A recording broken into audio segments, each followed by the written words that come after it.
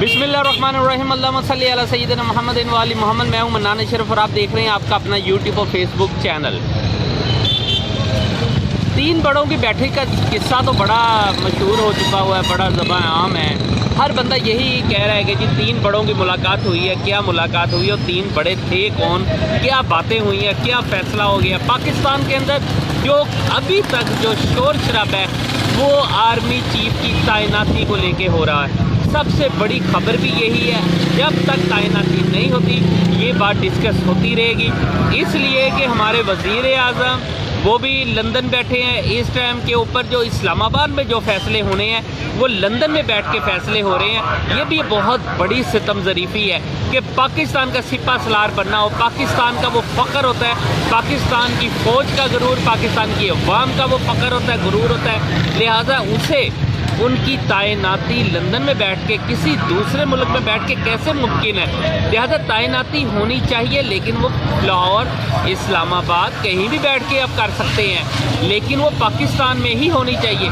लेकिन हमारी bad luck कि आज नवाज शरीफ साहब, देखें नवाज शरीफ साहब ने बहुत तैनातियाँ की हैं, एक तैनाती नहीं की, मेरे अंदाजे के मुताबिक तकरीबन 5 से 6 तैनातियाँ उनके हाथ की हैं। लेकिन बात ये है कि इतनी तैनातियाँ करने के बाद अब कौन सी ऐसी जिद है जिसकी वजह से वही लगे हुए हैं।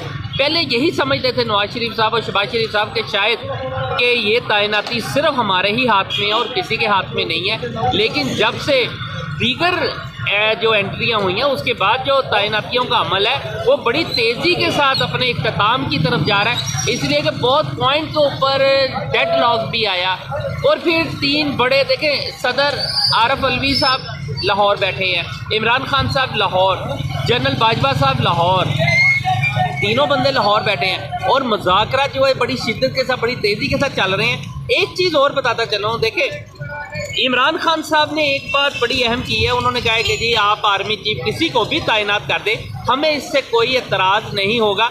आखिर वो हमारी पूरे कौम का सिपा सलार है, हमारी फ़ौज का सिपा सलार है।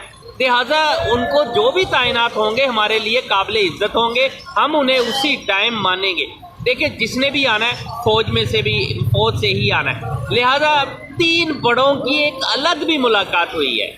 वो तीन बड़े कौन है मैं आपको बिल्कुल लास्ट पे जाके बताता हूँ कि इससे हटके भी कोई तीन बड़े हैं ना, उनकी भी मुलाकातें हुई हैं और उसके अंदर भी कुछ मामला को तय हुआ है। थोड़ा सा इससे बैकग्राउंड पे ज़रा चला जाऊँ मैं आपको।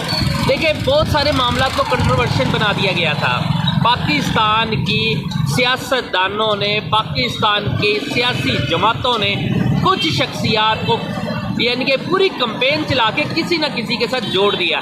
उसमें क्या हुआ, किसी जर्नल को किसी जमात का लवर मतलब उसका हमनवाला हम प्याला बना दिया, किसी जर्नल को किसी जमात, सियासी जमात के साथ, किसी को पीटीआई के साथ, किसी को नून लीग के साथ, किसी को पीपल पार्टी के साथ, यानी कि किसी न किसी को किसी न किसी के साथ जोड़ते ही चले गए और ये कैंपेन बड़ी कामयाबी के साथ जारी और सारी रही। यहाँ तक हुआ है कि बहुत से इलाकों के अंदर व्हाट्सएप ग्रुप के अंदर ये चलता रहा है कि जी एक जर्नल है, उन्हें जो आर्मी चीफ का प्रोटोकॉल भी दे दिया गया है। ये सारी फेक न्यूज़ चलती रही हैं, लोगों को यानी कि किसी न किसी चीज़ पे लगाया गया है। लेकिन असल जो मामला है, जो अगर आप पूरे सिनेरियो, पूरे हालात को देखें ना तो आपको समझ लग जाएगी कि आने वाले हमारे सिपा सलार, देखिए ये मेरा ज़ाती तज़किया होगा, मैंने जो अपनी न्यूज़ निकाली है अब तक, जो मैं समझता हूँ कि जी अभी के अगर मेरे अंदाजे के मुताबिक आने वाले वक्त के अंदर कोई आर्मी चीफ आ रहे हैं, वो थोड़ा सा इन मामलात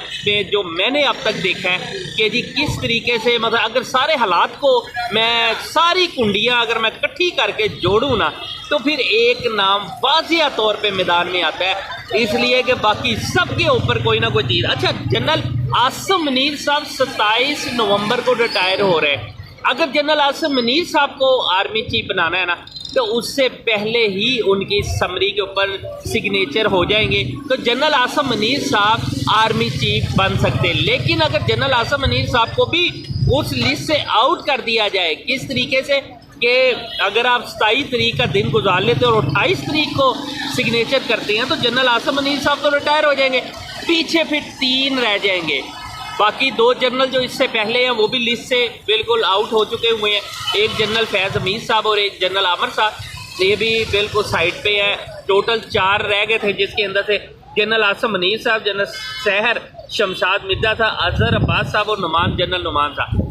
بات یہ ہے کہ ان چاروں میں سے کسی ایک نے ہی جنرل بننا ہے۔ چاروں قابل ہیں، چاروں بہترین سپہ سالار بن سکتے ہیں، چاروں نے اپنے اپنے جگہوں کے اوپر بہت بہترین کام کیا، ملک و قوم کے یعنی کہ ہر میدان میں کامیابیاں سمیٹی ہیں۔ یہ چاروں کسی سے کم نہیں ہیں، اور اگر آپ ان چاروں میں سے کسی کو بھی سپہ سالار بنا دیں تو بہت بہترین فیصلہ ہوگا۔ چاروں یہ ایک نمبر جرنل ہیں، اور چاروں ہی اس لیول کے اوپر ہیں کہ یہ پوری دنیا کو بتا سکتے ہیں کہ ہم واقعی قابل اعتماد اور بہترین جنرل ہے۔ لیکن اب بات یہ ہے کہ بنانا کسے ہے۔ ڈیڈ لاک رانا وہ جو ہے نواز شریف صاحب کا اور شہباز شریف صاحب، دیکھیں شہباز شریف صاحب جو ہے نا وہ خواہش رکھتے ہوتے ہیں کہ جو راول پنڈی کہہ رہا ہے نا اس کے مطابق ہم کام کریں، لیکن نواز شریف صاحب کا یہ تھا کہ جی جو میں کہہ رہا ہوں اس کے مطابق کام کریں۔ زرداری صاحب کی خواہش تھی کہ جو میں کہہ رہا ہوں اس کے مطابق۔ لیکن اب میں آپ کو چلتے چلتے ایک لاسٹ پہ بس ایک جو نیوز ہے، کیونکہ آج صرف اسی کے اوپر ہی میں ولاگ بنا رہا تھا، لیکن میرے اندازے کے مطابق، میرے جو ذاتی تجزیہ ہے اس کے مطابق ہے جنرل نعمان صاحب کو آرمی چیف تعینات کیا جا رہا ہے۔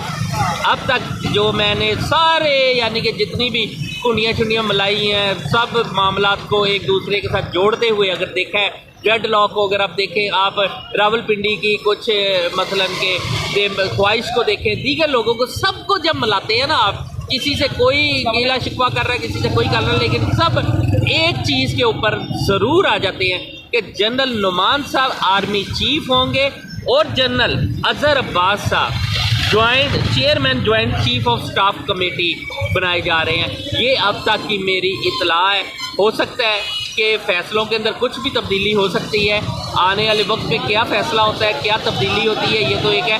میں اپنا تجزیہ، اپنا اندازہ بتا رہا ہوں، ایز اے جرنلسٹ بتا رہا ہوں کہ جی اس ٹائم کے اوپر جو بنائے جا رہے ہیں آرمی چیف، اس میں جو پہلا نام اس ٹائم آ رہا ہے، کیونکہ یہ 2 ایسی شخصیات ہیں جنہیں ابھی تک کسی سے بھی نہیں جوڑا گیا ہے، اور ممکن تھا پہلے جو باتیں ہو رہی تھی وہ کسی کو جنرل جو ہے chairman joint chief of staff committee بنایا جا رہا تھا، یا کسی کو کچھ بنایا جا رہا تھا، لیکن لاسٹ اب تک کی جو اطلاعات ہیں وہ یہی ہے کہ جنرل نعمان آرمی چیف بن رہے ہیں، اور جنرل اظہر عباس صاحب کو chairman joint chief of staff committee بنایا جا رہا ہے۔ باقی حالات کے مطابق ہے، ڈیڈ لاک ختم ہو چکا ہوا ہے۔ عمران خان نے باقاعدہ اپنا بالکل سادہ اور صاف الفاظ میں کہہ دیا ہے کہ آپ جسے بھی آرمی چیف لگائیں، جسے بھی چیئرمین جوائنٹ سٹاف کمیٹی لگائیں، مجھے قبول ہے۔